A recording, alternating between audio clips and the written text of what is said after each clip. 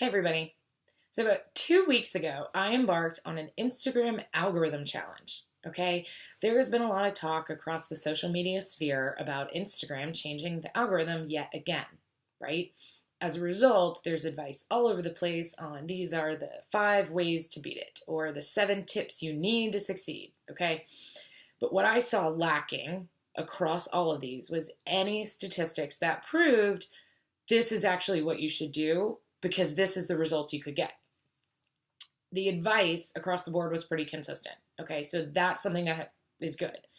But I didn't see the stats, and I wanted to prove that because I'm not going to give a recommendation to a client based on, well, somebody else told me this works. No, that's not how my job works, and that's not how I built my company. I'm going to give you advice based on what I have proven to be true, or I'm going to put a big fat disclaimer on it and say this should work, but we're going to have to test and find out. It's also kind of what I love about marketing because you do have to test things and then you adjust and then you keep going and then you adjust some more and then you keep going. That's how you continually move the needle and improve over time. Because let's not forget, well, Instagram feels like every other night they're changing the algorithm. Over time with your marketing, even if you think you've nailed it, your customer changes because it is just human nature, right? In the end, we're dealing with people and people change. So that is why every company and every brand should have an agile marketing strategy, right? You adjust it and you evolve it as your client does the exact same thing, right? Adjusts and evolves. So what are the things I was testing? Piece of advice number one is to not use the 30 hashtags that Instagram allows, but rather to cut that number down to 5 and move them from the first comment and put them in the caption itself. Okay, so 5 hashtags only in the caption, right? With those hashtags, they needed to be mixed up, right? You can't use the exact same ones on all your posts, right? You may be doing testing and analysis the way that I do, where I check with a software program I have to see which hashtags are actually sending traffic to the accounts I manage. If you're not doing it, that's fine. That's why you can call me and I'll do it for you. But nonetheless, I had to mix them up more often, okay? They also said that be very careful what you type and how you publish because do not edit any of your posts within 1 hour of it going up. Why an hour? I don't know. It's just what they told me. Then it also said in regard to an hour is that you need to respond to any comments and all comments on any of your posts within 1 hour. Okay, that is what helps boost your engagement score. The more engaged people are, the more often Instagram will show up, right? And will promote you. That part is true. The more engaged you are, the more exposure you will get, okay? And the more that Instagram will favor you in the algorithm of the followers that you have, right? Or in the hashtags that you have posted your photos in, right? Because that's all based on how you get to be at the top where it's most popular posts of the hashtag and not just the most recent, okay? So I employed all of these strategies and I was like, let's see what happens. Not only did I have to turn notifications back on so that I could make sure I addressed all of the comments within an hour, I constantly had to have my phone out. I love social media, okay? I spend a lot of time doing it for myself and even more time about doing it for my clients, but I hate having to keep my phone on the table when I'm in a meeting with somebody, okay? I did preface this with all of my prospects and all the clients I was meeting with that I was doing this challenge because in the end I want it to benefit everybody else, but I needed to pay attention. That is not the way that I like to do business, and that is not something that I will continue to employ on my end, okay? Here's what I did discover from all of this. All right, so one of my accounts grew in the number of followers. Grew by 1%. Okay, so 1% to you may end up only being 4 followers, okay? Is that worth it? I don't know, you tell me. Right? Another one, it could be 20 followers. It's kind of nice to see a big bump like 20 followers in a week. I think that's awesome, okay? That same account also grew in impressions by 21%. So that's huge. So that tells me that by mixing up my hashtags more often, I actually was able to have more people see it, okay? My profile views also continued to go up by another 13% on this account. That is what can equate back to how the followers increased. Okay, so the impressions were up, the reach was up, and all of those people who saw it, more of them started clicking back to the profile, and it actually worked. Okay, so that tells me the hashtags I used on that account actually worked. Yay! That's a wonderful thing. Okay, now let's fast forward to another account, right? So that was actually the DCM communications account, right? I was pretty happy with the way it went, curious more than anything else. The one thing I didn't love was the engagement. Engagement on DCM went okay? Really sad to see your likes go from in the hundreds to into the 30, 40, 50s, right? Could also explain why you see other accounts that have thousands of followers, but their engagement is really low, right? Yes, it's possible they may have bot followers, and I've talked about that on another video, but it's also possible that just they set a goal for more followers and not necessarily engaged followers, okay? So another account is an event planner. Everything went down. The only thing that didn't go down was the quality of the photos that we were posting. Because photos were awesome, right? Because instead of liking photos, I found that people were commenting on them. Love comments, right? Comments are a great sign of engagement because that means that the photo spurred someone to take an action, which increases the chances of them taking another action and hiring you or engaging your service in whatever way, okay? Then a destination management company that I work with had probably what was the most confounding as well as interesting result, okay? Week 1 of the test, their followers, boom, went up, but the engagement went down. So I tweaked it and I was like, well, I want more engagement. That was our goal because with this, we want to be bringing in leads. Can't bring in leads if I got a bunch of followers that are not the right clientele. Okay, so we focus on the quality of followers over just quantity, but we still want to see the quantity improve. So week 2, I adjusted the hashtags I was using and I moved them and I added more, but I hid them in the caption still.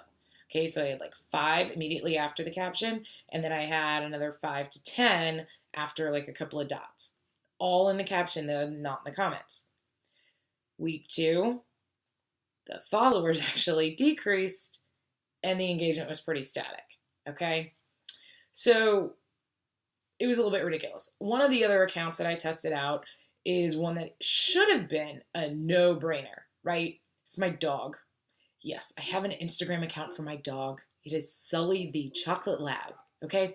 But everybody loves puppies, right? I originally created this as a way to show fun pictures of my dog without him completely dominating my own profile, right? Because I love him, and he's cute and kind of ridiculous sometimes. He had the most static profile across the board. Everything was static. When I was not using these 5 amazing strategies, you know what happened? Continued growth, week over week over week over week, which is the way it should be on a pet account, because as long as you're taking semi-good quality photos, people love puppies, okay? That's awesome. People love puppies. It should be an easier one to grow. But the second I employed those 5 tactics everybody said I needed to, boom, completely straight across the board. My goal with his account isn't necessarily to grow it. It's just to like share pictures of a cute dog with whoever really likes funny dogs. Okay. But nonetheless, there are statistics to back up the fact that it kind of varies, right? So here are the biggest takeaways that you need to make. All right. Number 1, the statistical impact that making these commonly, offered suggestions will have on your account completely depends on your goal. Okay, so for the DCM account, I mentioned followers went up, engagement went down. If I just wanted to build followers, I could continue with some of these tactics. That's not my business goal, okay? I want followers who are engaged and are my target clientele, right? So I'm going to be making some tweaks again, all right? But that's what you want to focus on, okay? Figure out what your goal is first, okay? Then the most important tip after that, okay, is, and this is something that's universal, right? This is universal across the board. You have to be consistent in the quality of the photos that you are showing, right? You cannot have a super grainy image next to a professional photo and expect both of them to do the same, okay? It just won't. Professional photos will always do better, okay? And let's take the word professional out of it and let's just say photos from a real camera. Now, I just happened to upgrade my phone, and so I have the 7 Plus, so I can do that fun portrait mode. It makes things look very artistic, okay? If you have a high level quality camera like that on your phone, that's great. It could potentially substitute for having a real camera, but only if you know how to use all the features, okay? You need to know how to adjust your flash. You need to know how to adjust your lighting and retouch your pictures, okay?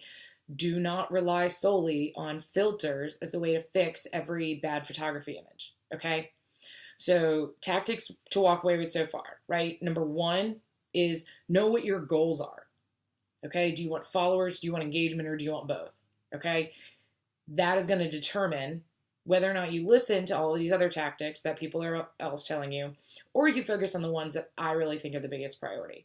And that begins with being consistent. Be consistent in the quality of your photos, okay? You can change up the number of times you post in a week, right? One account I posted for 3 times a week and we got some growth. Another account I posted 5 times a week and we got no growth, right? It totally varies based on your audience. And that's where you need to pay attention to the analytics, okay? If you have a business account, see when are they engaged. What days of the week are most popular? Those are the days that you should be posting. The days that are really low, like forget it. Don't waste your time, okay? Also, while you're being consistent in the quality of pictures, make sure that those pictures are on brand for you. Whatever your brand is, you write it in that profile, okay? And you say the type of photos you're going to be showcasing, right? What are the topics that represent you that are going to give people a reason to follow you? Then do not stray from that. If you want to, say, all of a sudden I decided I am super outdoorsy, which I like to go outdoors, but let's say I wanted to showcase everything that I did. I would need to add that to my profile so that when pictures start popping up about rock climbing or riverways or more whitewater rafting on a regular basis, I did it last year, it was so much fun. When that pops up, it ties back to the brand that I've promoted. Okay, so you really need to be on brand, whatever that is. Super high quality photos, constantly on brand. Okay, then the next thing, this is across the board, whatever tactics you decide to employ, whatever your goals are, you have to engage. Okay, that's number 3 here. You have to engage. You have to respond to comments. Don't just like everything, right? It comes across as spammy if that's all that you do. Because in the end, the whole point of social media is to connect people. They want to connect you to a brand. Brands also, if you want to start growing that more frequently, you need to show that there's somebody actually behind it, right? It's not just a logo. Talk to people. Be more approachable, okay? The last one. This is the biggest tip across the board because it absolutely kills me when I hear people who do this. Do not rely on a single social media platform or social media as a whole for your entire marketing strategy, okay? Your website is owned content, right? That is yours. You paid for the domain, you maintain the website. That's like owning a house, okay? Social media is like renting a house. We don't own it. We may own the photos, or so you think, unless you drive further down the terms and conditions, and Instagram can reuse your photos if they want to, because you've put it out there, okay? There are copyright laws. I know if professional photographers are watching this, that's going to kind of come into it, and there are ways to protect the content that you're sharing. But if Mark Zuckerberg decides one day that this whole Facebook thing is like enough, and he's like, it's causing too many problems, and I don't have to deal with this anymore, and I just have too much money, you could shut it all down. Is your business going to shut down because you don't have Instagram and Facebook anymore? I hope not. Make sure you have a website. Make sure you have some type of email marketing, right? Make sure that people actually see your face in person, okay? I built a digital business. I get it, right? The majority of my clients right now are not here in Chattanooga, Tennessee, where I sit speaking to you. but I'm changing that. I am picking up local clients. And when I was in DC, I did see people, right? I did see those clients. When I go visit Miami, absolutely I go visit my clients. I make sure that my face is visible, okay? Because that in the end is what will continue to build either your personal brand, okay, or your business overall. People want to interact with people. So if you do have a business brand, don't be afraid to put a picture or two of yourself on there. Do not put a picture or two of yourself every day. That makes it a personal page, not a business page, okay? These things are different. So make sure you understand what your strategy is overall. Do you want growth? Do you want engagement? Or do you want both? Test out different theories when it comes to which hashtags are working. Put some in the caption, put some in the comments. See what's going to work the best for your brand, okay? The accounts that I tested on, we're going back to put up to 30 hashtags, and they're going to be split between the caption itself and the comment. But I am going to be mixing them up more often than I was, okay? So that part is really important, all right? Then you have to make sure to engage. Talk to people. It's the whole point of social media. Make sure all of your photos stay on brand, and don't rely on a single thing and a single avenue to market your business and your brand, okay? Because Instagram will consistently change. You don't want to be having that freak out moment every time that it does. Try something new? Absolutely. I tried something new for 2 weeks on 5 different accounts. I'm so glad I got a couple of clients to sign up to do this too. But their entire business does not rely on Instagram. So if this tanked, as our engagement did, business didn't stop. Leads didn't stop. Contracts continued to go out in this past 2 weeks, even though we were doing this test on Instagram. Okay, so be consistent and stay on brand, but don't be afraid to try something new. Okay, if it gives you anxiety, that's a really, really big sign that you're relying too much on a single road to get people to your house, as opposed to multiple roads that all can take them to your house. Your house, of course, being your brand, your website, your actual company, and your services. Okay, if y'all have more questions, if you want more advice on social media, how do we fix this, right? What are some of the hashtags you can be using? I do offer social media strategy packages.